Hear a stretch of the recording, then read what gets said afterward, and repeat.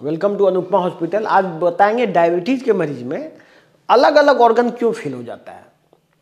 सबसे पहले जान लीजिए डायबिटीज पेनक्रियाज की बीमारी है। देखिए ये पेनक्रियाज देख रहे हैं, ये लीवर है, ये लीवर है, ये स्प्लीन है और ये पेनक्रियाज है।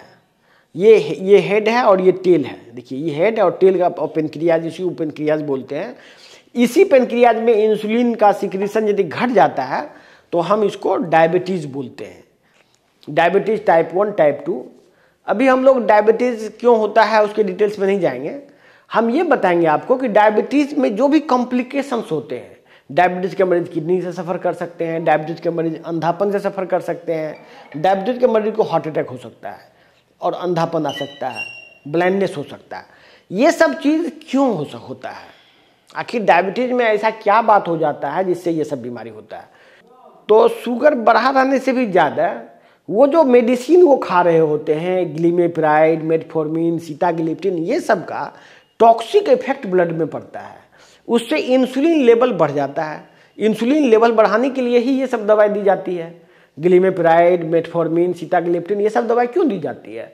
बॉडी में इंसुलिन लेवल बढ़ाने के लिए। ये कई रिसर्च में पता चला है कि ब्लड में जब एक मार्क से ज़्यादा इंसुलिन बॉडी में होगा तो आपके बॉडी का रीजनरेशन प्रोसेस बंद हो जाएगा। जैसे कि रीजनरेशन में हर एक ऑर्गन डेली कुछ ना कुछ काम करते वक्त उसका फेलियर होता है, वो फिर रीजनरेट करता है और इसी तरह से आदमी जीवित रहता है। यदि ये रीजनरेशन बॉडी में ना हो तो आदमी बहुत जल्दी बूढ़ा हो जाएगा, जैसे कि डायबिटीज़ का मरीज हो जाता है। डायबिटीज का मरीज हम लोग कोई मरीज 45 साल का बोलता है मेरा उम्र है, उसको देखने से लगता है वो 60 साल का होगा। बहुत कम उम्र में बाल पक जाता है, बाल झड़ने लगता है, उसको सेक्सुअल प्रॉब्लम हो जाता है। इसके अलावा उसको चलने फिरने में दिक्कत, फिर किडनी फेल, फिर ब्लाइंडनेस, फिर पाँव में घाव, ये सब हो जाता है। ये सब क्यों होता है? ये सब होने का एक ही वजह है, उसका रीजनरेशन प्रोसेस बंद हो जाता है। तो रीजनरेशन प्रोसेस जब बंद होता है तो देखिए ये आँख ये आँख 100 गुना बड़ा आँख है। देखिए ये आँख का मॉडल है, इसके अंदर का ये स्ट्रक्चर देखिए, इसको रेटिना बोलते हैं। ये रेटिना है, ये देखिए रेटिना है। ये जब रीजनरेशन प्रोसेस बंद होता है तो कुछ ब्लड वेसल्स ब्लॉक हो जाता है। जैसे कि आप हार्ट में देखते होंगे कि हार्ट अटैक में हार्ट का ब्लॉकेज हो जाता है, वैसे ही बाकी जगह का ब्लड वेसल्स भी ब्लॉक हो जाता है।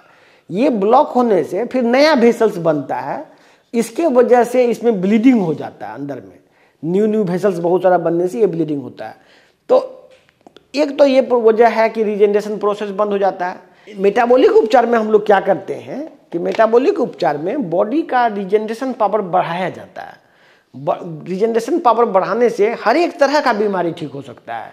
किडनी, कैंसर, डायबिटीज, अर्थराइटिस, जितना भी बीमारी देखते हैं, ब्रेन का जितना भी बड़ा बीमारी आप सुनते हैं, पार्किंसन डिजीज, अल्जाइमर डिजीज, फिर आपको SLE, कैंसर, ये सभी बीमारी बॉडी जब रीजनरेट करता है, बॉडी फिर से जब रीग्रो करता है तो ये सभी बीमारी में लाभ मिलता है।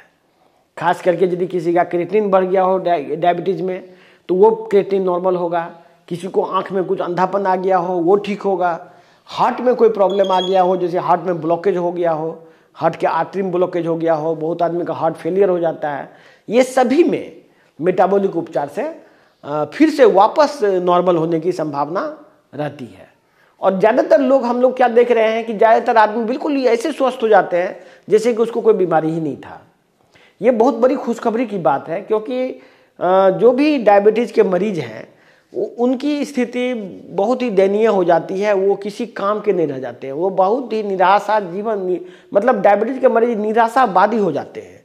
तो उन निराशा को ख़त्म करने के लिए हमने बहुत सालों के मेहनत से ये रिसर्च किया है और मैं चाहता हूँ कि इसकी जानकारी हर एक डायबिटीज़ के मरीज को हो। जो भी इस वीडियो को देख रहे हैं, ये खबर आप अपने डायबिटीज़ के लोगों को पहुँचाइए, जिससे कि इस बुराई का अंत किया जा सके। ये बुराई का अंत यदि हो जाता है तो भारत फिर से बहुत ही महान देश के रूप में उभरेगा। हमारे जैसे बहुत डॉक्टर इस पर काम कर रहे हैं। आप हमारा साथ दीजिए और इस बुराई से देश को मुक्ति कराइए। धन्यवाद।